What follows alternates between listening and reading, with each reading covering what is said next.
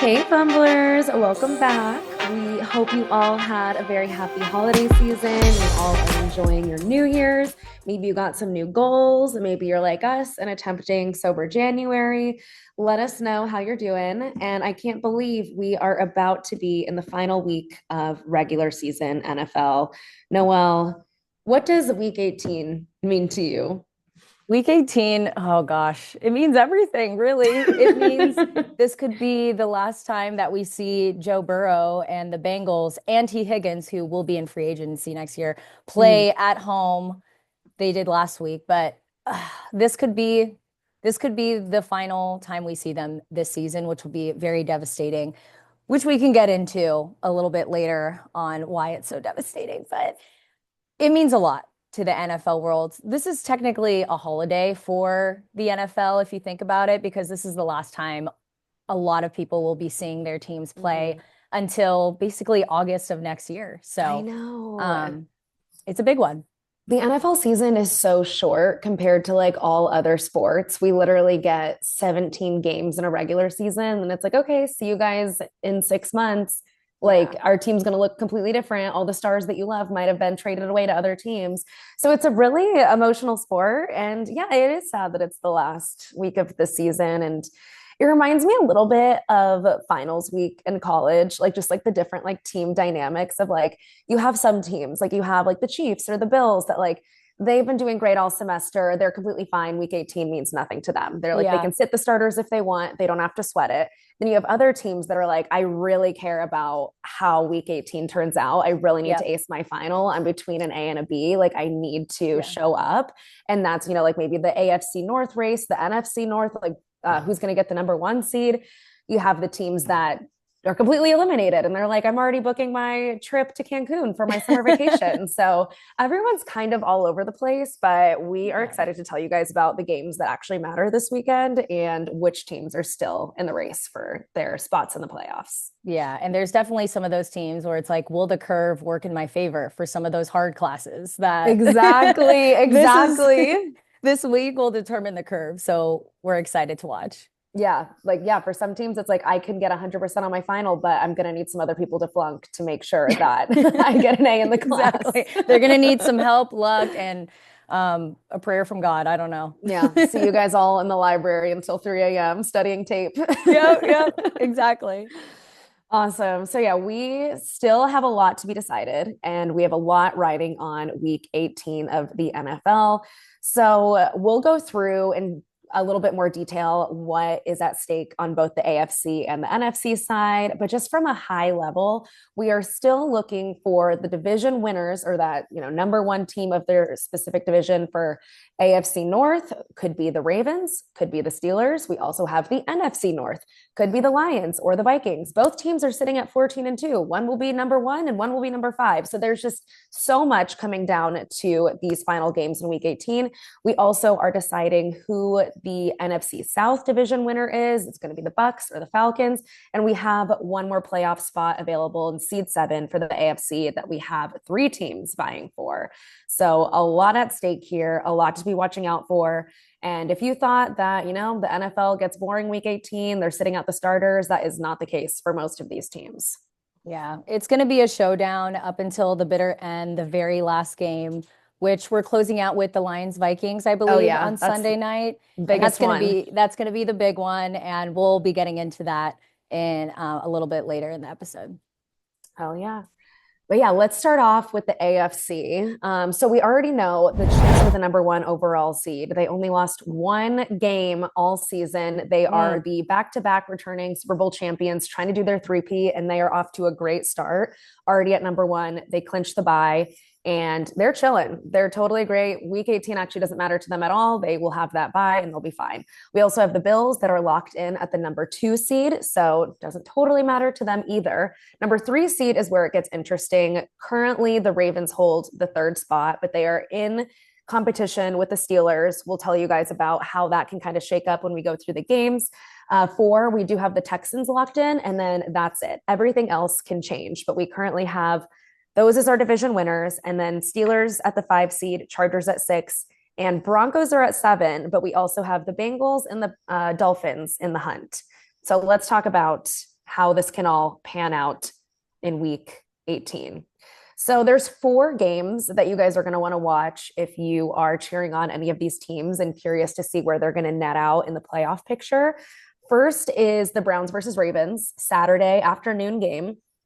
And this game is big because if the Ravens win, this is early in the weekend, we can just give them the AFC North title. If they win or tie this game, they automatically are going to be that number 3 seed. They're going to get the home field advantage and they are going to win the AFC North. If they lose, they have the potential to lose the AFC North title, and they could fall to the 5th seed, which means that they are going to have to play away games for the rest of playoffs, which is not great. And also, if we're thinking Lamar Jackson could be an MVP, losing this game would not be good. To lose to the Browns, who are not fighting for anything, who have benched Jameis Winston, it would be not a great ending to Lamar Jackson's MVP season run. So this is a big game to keep your eye on. We also, later that day, the night game, Bengals versus Steelers, we know it's a must-win game for the Bengals if we want to keep our playoff hopes alive. And they've won, 2 in a row, or have they won more in a row? I don't know if they've won more in a row, but definitely the last 2. I think they won the last 4.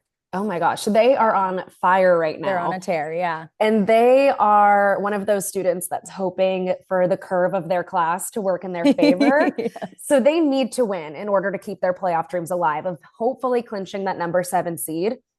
So if the Bengals win, they also need the Broncos and the Dolphins to lose, and then they will have the 7th seed of the AFC. With the Steelers, their position is actually pretty interesting because they are all but locked in anywhere in the playoffs, like little map. They are currently 5th seed, as we mentioned. But there's a few different scenarios here of how this could transpire. So if the Steelers win and the Ravens lose, so the Ravens they'll know going into this game, if the Ravens win, they know that they win the AFC North title. If the Ravens lose, the Steelers have the potential to win the AFC North title. And then if they go into their game, the Ravens have already won.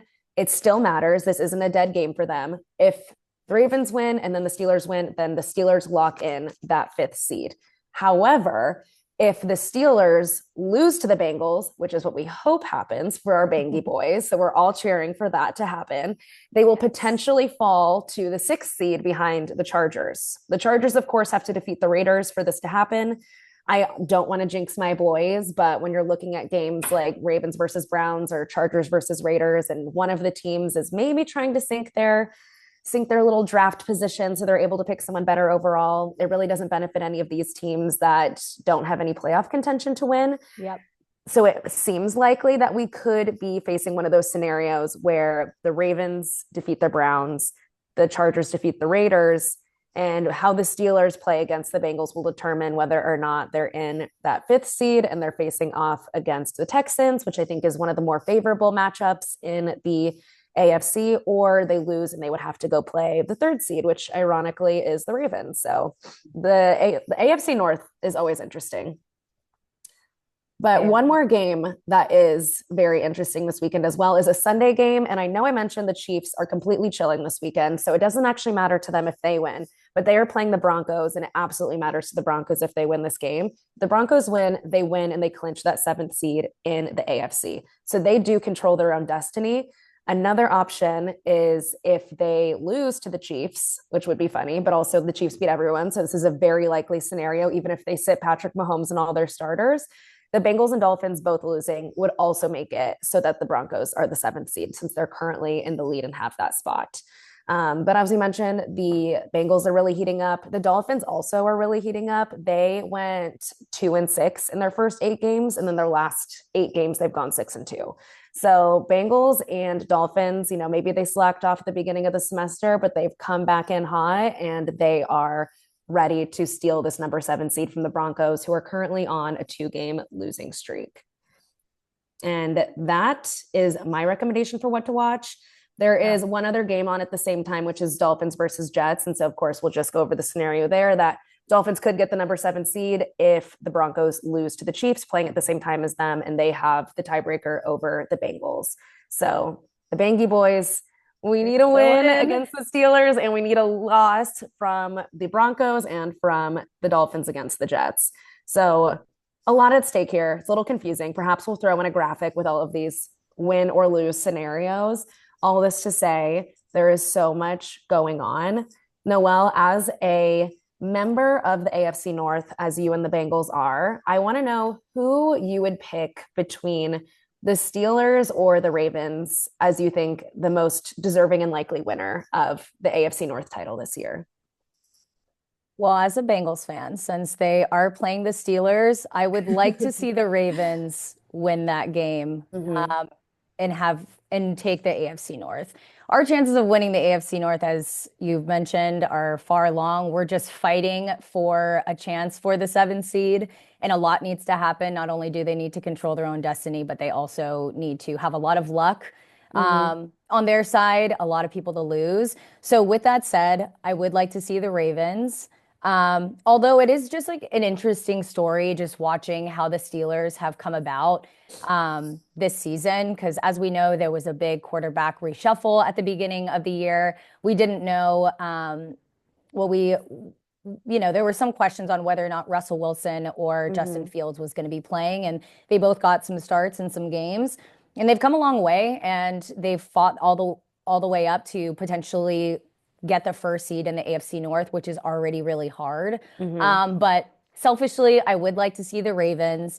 I do want to point out too that all of the AFC North games will be played this Saturday. So find me Mm. on the couch this Saturday. Um, Locked in.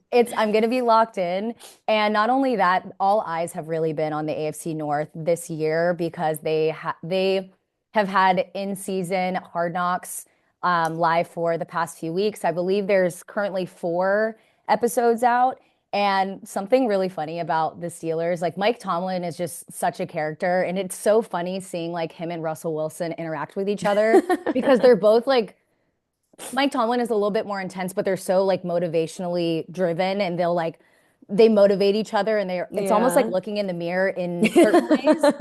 But I can totally see that. That's so funny. it's really funny, but in the last episode, before they were like going off to practice, they're showing behind the scenes of hyping up the players and everything. And they have slides of like what players they should be looking out for in the next game of their Mhm. opponent. And something that I found really interesting that I loved is it seems like a motto of the Steelers, which is football is our game, winning is our business. And I was just like, that's Ooh, who spicy. came up with I that? Put don't it on a know. t-shirt. Is I that the Mike know. Tomlin way? Because I mean, he always The Mike has a Tomlin winning way. record, and that man is crazy intense. So I would love if he Exactly. came with a motto. Exactly. Exactly. So that didn't surprise me at all. But all that to say, selfishly, I want to see the Ravens win the AFC North.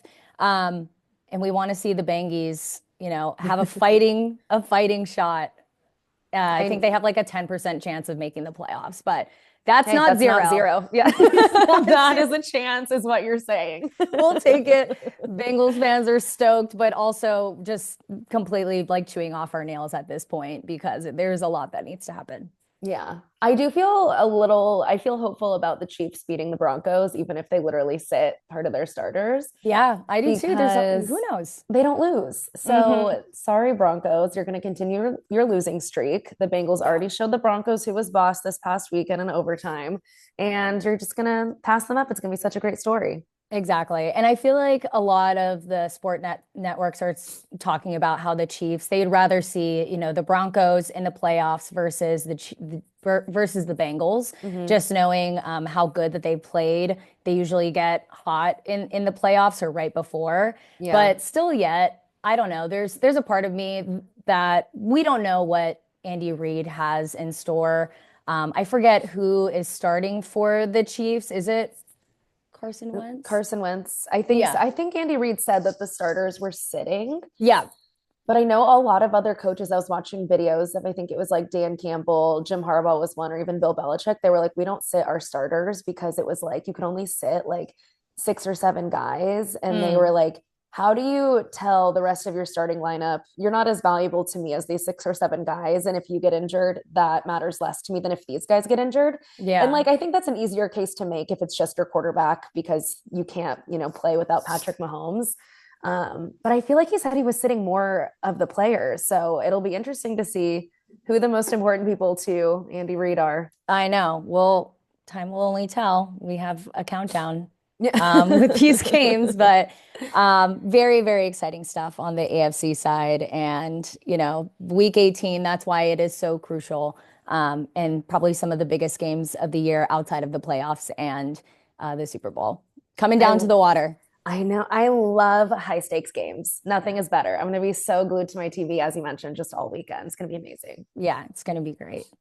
Okay. Shall we chat NFC? Yeah, let's chat NFC. Okay, NFC, there aren't as many teams that are in the hunt. It's a little bit more straightforward, but definitely a lot of games to be looking out for.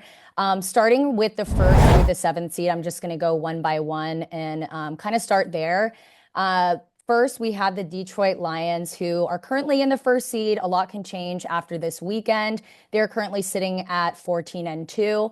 Now, this situation is a little bit different than the Chiefs. They don't get to sit back and relax because they have a big game coming up, which I'll be talking about, that they could actually fall to the fifth spot pending how these results shake out for this upcoming game. It's huge. Next, we have, yes, very big. The second seed currently is the Philadelphia Eagles. They are currently at 13-3.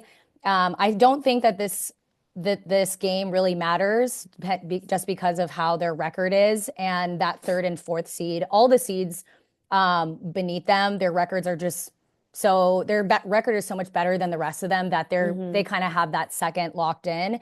And the Eagles actually have the NFC East title already clinched because of that. So good job, Eagles. But they're going to be kind of coasting this weekend and still a little questionable on whether or not they're going to be starting their starting players. Now, the current third seed is the Los Angeles Rams, and boy, what a season they've been having. They started, I think, like 0-3 as well, very similar to the Bengals. They actually were able to finish up until week 17, 10-6. Now that can kind of shake up. They could fall in the fourth seed pending on certain games this weekend. So we'll look out for that.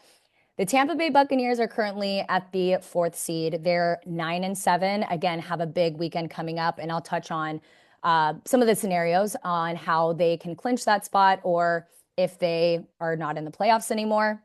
The Washington Commanders are the current sixth seed, and they finished 11-5 after a very, very close game against the Falcons. And what a game that was. But Jaden Daniels just continues to prove himself, and we're very proud. And that can change also. They can actually fall to the sixth or seventh seed, depending on what these games will shake out to be. So more to come on that. And last, for the seventh seed, we have the Green Bay Packers, who are currently 11-5. Now, a lot of these teams, actually one more that's in the hunt is the Atlanta Falcons, and they're finishing 8-8. So what's interesting is out of all of these 7 teams, from the Lions to the Packers, 6 out of 7 of them have clinched the playoffs, meaning they are going to be in the playoffs no matter what. But week 18 will determine what their seed is and who their opponent will be heading into the playoffs. So as we mentioned over and over again, like, this is the week to find out who they're going to be up against. But let's take a look at some of these scenarios because, as Brooke, you mentioned, there are still some titles to be won after week 18. We have the NFC South and the NFC North, and this week 18, these games are going to kind of determine whether or not these teams are going to take that title or not. So let's start with the NFC South. And right now, the Buccaneers are currently first. There are 2 games in week 18 that we are going to be looking out for. The Bucs versus the New Orleans Saints. And the Bucs are going to be playing at home. They do have an advantage. Vegas has them favored to win. The Saints, I don't think they're going to be starting Derek Carr, so a very winnable game. Right now, the Saints are just playing to keep their jobs. So right now, as long as the Bucs win, they take home that NFC South title. If they lose, then they would need to depend on the Atlanta Falcons to lose or tie to the Carolina Panthers. So a little bit more straightforward with that one. But the Bucs also just beat the Carolina Panthers 48-14. So I one of our favorite storylines this season has been just how great Baker Mayfield has been. Mm-hmm. So to see him win the NFC South title, I think is um, will be something that America is wanting to see because Baker is just such a character, and everybody like you Gotta love can't him. not root for that man. Um, so that is one game that we are very interested in. If the Bucks win, then they can either hold the fourth or the third seed, pending on the outcome of the Rams game. Mm-hmm. So the other game that we're interested in is the Falcons. And again, they are on the hunt right now to take that seventh seed spot. Um, and right now, the Falcons are going to be playing up against the Carolina Panthers. And as we know, very winnable game. They're Mm-hmm. also eliminated and they've had a pretty bad season, if I'm going to be honest. And the Falcons, they are also favored to win. They're going to be playing at home. And we're just excited because Michael Penix Jr., who we have been covering since basically the NFL draft, since our episode earlier this year or in 2024, he finally has been getting his start and he had just such a great game up against the Commanders, but Jaden Daniels took that home. But in order for the Falcons to make it into the playoffs and knock out the Buccaneers, taking that NFC title, the Falcons would need to win and the Buccaneers would need to lose against the Saints. Mm-hmm. So a lot at stake, a little bit in their control of their own destiny and a little bit of luck, even though the Bucks kind of have a winnable game here. So that is one of the scenarios for the NFC South. Now let's talk about the big game The of big boys. the big boy. Everyone's got their eyes on this one. Everybody's got their eyes on this one. This is the Sunday night game. This is the fight for the NFC North title. Not only that, but this is also for the first seed. And as we've talked about, first seed is kind of like getting the first impression rose in The Bachelor. Like you're almost guaranteed your next spot. So whoever wins this game, this is the Lions versus the Vikings. Whoever wins this game, they get to sit at home, rest, recover. They get that first impression rose and they get home field advantage in front of all of their friends in that next round in the playoffs. So this is a battle that will go to the bitter end, I'm sure, because the Lions versus the Vikings, they both have the same record. They're both 14-2. And the Lions just won a big game against the 49ers. The Vikings, I don't remember who they just played, but they just won Who did that they game. just play? Why am I forgetting? I'm forgetting too, Let but me look. the Vikings just won. Shout out to Jules. I know that you're going to be watching this game. Jules, we love you. Jules, we love Go you. Vikings. This is going to be such a crazy game. And I just, similar to the AFC North, the NFC North, I would say, at least this year has been just as competitive. So a lot to look forward to there. Right now, the Lions are currently the first seed. So if they win, they get to keep that. And the Vikings will keep their fifth seed spot. But if the Vikings win, then they'll do a little flip flop where the Vikings will get the first seed and the Lions will get the fifth. So a lot to look forward to here. Right now, Vegas has the Lions favored to take the AFC North title. So that kind of says something. But again, this is the NFL. Anything can happen. And this is going to be a showdown that everyone is looking forward to. That's so exciting. I did look it up. The Vikings, how could we forget, played the Packers this past weekend. Oh, and that was a won big by game. 2 points. Like I watched that game. I was like, I know I did because I had my did fantasy too. players out there. I was like, Justin Jefferson, let's go get that touchdown. I I did, had Jordan yes. Addison too. So they are Nice. currently in the championship. I'm in like a playoff, or what is it called? Fantasy football playoff league that is still going into week 18. A lot of them have already ended with week 17, but I'm in the championship with I got Baker Mayfield. I have Jordan Addison and Justin Jefferson. So these boys, I got Sam Laporta. I'm very happy that all of these games matter because these boys need to take home my big W next week. So I especially have my eyes on all of them, but that's good. Nice. I'm rooting for you. Thank you so much. But other than that, I think that's all that we have for the NFC side. Again, lots to look forward to in week 18 and some games that you don't want to miss. I can't wait. That Lions Vikings game, that's going to get viewership. And there's going to be a team with 14 wins that's going to be on the road in the playoffs. And I feel like that might be one of the first times this has ever happened, that you could have such a good record and still not win your division, still not get home field advantage. Like there couldn't be more at stake. It's either getting the bye, and I think there's some stat around if you are a number one seed, you have like a 50% of the time the number one seed will make it to the Super Bowl, which makes sense. But obviously there's always exceptions. Last year, the Chiefs weren't the number one seed and they went on to win the Super Bowl. So it really just says a lot. Like the history of football is like that bye is so crucial. And these teams are going to be playing their hearts out. Two great coaches too. And Yeah. we are just, yeah, very excited for that. Yeah, and what a Cinderella story too for Sam Darnold. I Oh my gosh, saw I a clip of know. him in the locker room. They all lifted him up and they're, spraying water bottles. It wasn't even Yeah. champagne, but I, So wholesome. yeah, exactly. They're not even drinking yet, but I know that they're waiting for that championship, drink once they get that first seed.